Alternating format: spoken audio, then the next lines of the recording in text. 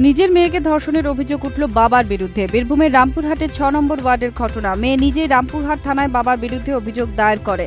অভিযুক্ত লাল শেখ পলাতক। রামপুরহাট ধুলোডাঙ্গার বাসিন্দা লাল শেখ পেশায় রিকশা চালক। বাড়িতে 2 মেয়ে, এক ছেলের সঙ্গে থাকতেন তিনি। অভিযোগ, প্রতিদিন রাতেই মদ্যপ অবস্থায় এসে বড় মেয়েকে ধর্ষণ করত। বাধা দিলে মেয়েকে মারধর করত বলে অভিযোগ ওই নাবালিকার। বাবার নির্যাতন আর সহ্য করতে না পেরে শেষমেশ পুলিশের দ্বারস্থ হয় মেয়ে। ঘটনার তদন্ত শুরু করেছে রামপুরহাট থানার পুলিশ। জুয়ার বোর্ডে হেরে নাবালিকা মেয়েকে জুয়ারির হাতে তুলে দিল বাবা। চাঞ্চল্যকর এই ঘটনা মালদার হবিবপুর থানার ঋষিপুর গ্রাম পঞ্চায়েতের কৃষ্ণনগর বুড়িতলা গ্রামের। আগামী 20 জানুয়ারি ওই জুয়ারির সঙ্গে নাবালিকার বিয়ের দিনও ঠিক হয়েছে। ইতিমধ্যে দুই পক্ষের তরফ থেকে আশীর্বাদও হয়ে গিয়েছে। আশীর্বাদ পর্বে হাজির ছিলেন স্থানীয় সোশ্যালিস্ট পার্টির পঞ্চায়েত সদস্য পুতুল মণ্ডল ও তার স্বামী বিষ্ণু মণ্ডল। এই ঘটনাটিকে স্বীকার করে নিয়েছে পুতুল মণ্ডলও। এই ঘটনায় রীতিমতো অবাক নারী ও সমাজ কল্যাণ মন্ত্রী সাবিত্রী মিত্র। তিনি জানিয়েছেন, সরকার এই ধরনের ঘটনা বরদাস্ত করবে না। ঘটনার সত্যতা প্রমাণিত হলে দুই পরিবারের বিরুদ্ধে আইনানুগ ব্যবস্থা নেওয়া হবে বলেও জানিয়েছেন সাবিত্রী দেবী।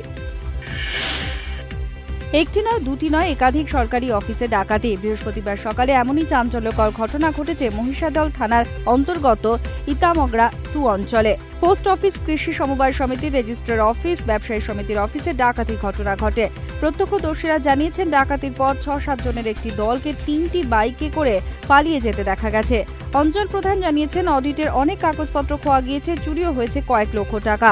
খবর দেওয়া হয় মহিষাদল থানায়। ঘটনাস্থলে আসেন মহিষাদলের জয়েন্ট বিডিও প্রদ্যুৎ পালুই। তিনি এই ডাকাতির ঘটনা তদন্তের আশ্বাস দিয়েছেন।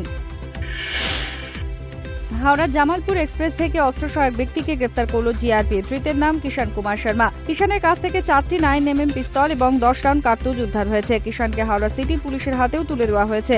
পুলিশ সূত্রে জানা গেছে, কিষান কুমার শর্মা বিহারের জামালপুরের বাসিন্দা। সে কাকে অস্ত্র দিতে এখানে এসেছিল তা খতিয়ে দেখছে পুলিশ।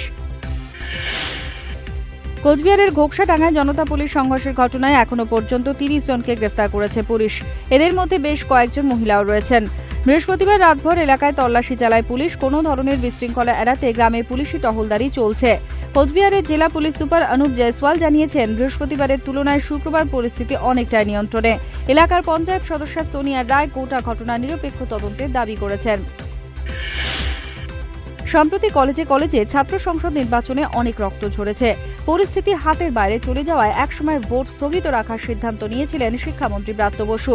সেখানে বছরের পর বছর শান্তিপূর্ণ ভোট করে দৃষ্টান্ত গড়ে তুলল বহরমপুর মহিলা কলেজ। ছাত্রীরা জানালেন, তাদের কলেজে রাজনৈতিক ব্যানারে ভোট হয় না। দক্ষিণ 24 পরগনার সজনেখালি ক্যাম্প থেকে উদ্ধার হলো একটি বিরল প্রজাতির শঙ্খচূড় সাপ। শুক্রবার ব্যাঘ্র প্রকল্পের আধিকারিকরা এই সাপটিকে জঙ্গল থেকে উদ্ধার করেন। সাপটির দৈর্ঘ্য প্রায় 8.5 ফুট। বন দফতরের দাবি, এত বড় সাপ সাধারণত দেখা যায় না। সাপ বিশেষজ্ঞদের সহায়তায় সাপটি ধরা হয়। পরে সেটিকে সুন্দরবনের গভীর জঙ্গলে ছেড়ে দেওয়া হয়েছে। মুর্শিদাবাদের বহরমপুরে পুরো বোর্ড গঠন করল কংগ্রেস। দীর্ঘ 15 বছর বিরোধী শূন্য থাকার পর এই প্রথম বহরমপুর পুরসভায় খাতা খুলেছে তৃণমূল কংগ্রেস। শুক্রবার আনুষ্ঠানিকভাবে শপথ গ্রহণ করেন চেয়ারম্যান নীলরতন আঢ্য, কংগ্রেস কাউন্সিলররা।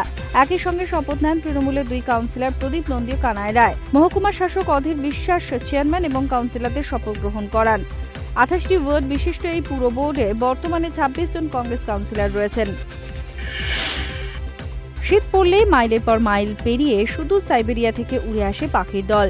ভিড় জমায় রাজ্যের বিভিন্ন জলাশয়ে। ভিন দেশের পাখিদের অন্যতম ঠিকানা হল হুগলি জেলার হরিপালের বলদ বাঁধ। তবে এবছর শীত কম পড়ায় বলদ বাঁধে পাখিদের অনেক কমই দেখা গেছে।